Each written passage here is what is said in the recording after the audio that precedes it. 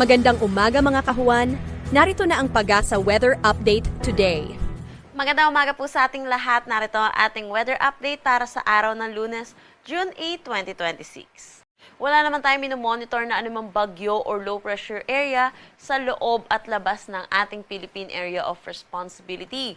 Pero patuloy pa rin ang pag-iral ng southwest monsoon or habagat na bahagyang humina at dito na lamang umiiral sa western section ng northern at central Luzon.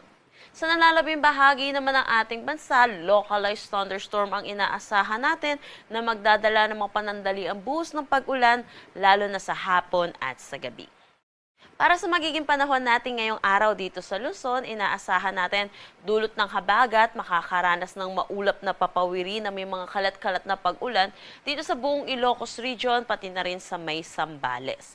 Sa nalalabing bahagi naman ng Luzon, kasama ang Metro Manila, inaasahan natin ang bahagya hanggang sa maulap na papawiri na may mga isolated rain showers o kaya mga localized thunderstorm pagdating sa hapon at sa gabi.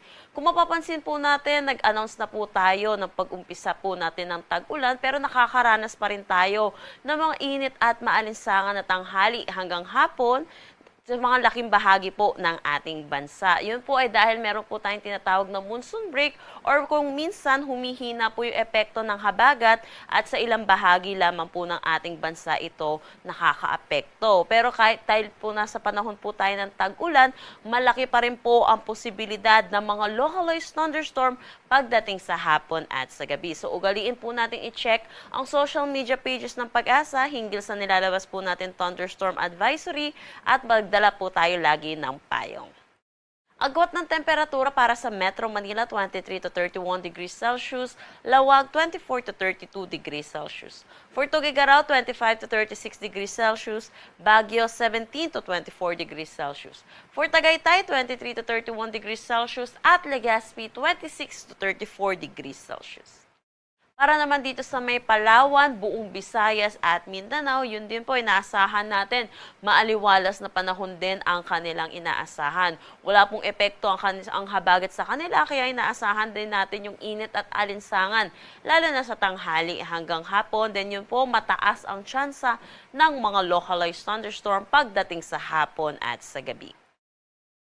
Agwat ng temperatura para sa Calayan Islands at Puerto Princesa, 26 to 33 degrees Celsius.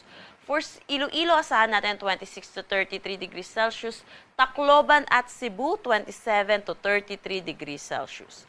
For Cagayan de Oro, 26 to 33 degrees Celsius. Zamboanga, 26 to 34 degrees Celsius. At Davao, 27 to 34 degrees Celsius. Wala naman tayong nakataas na anumang gale warning sa anumang seaboards ng ating bansa.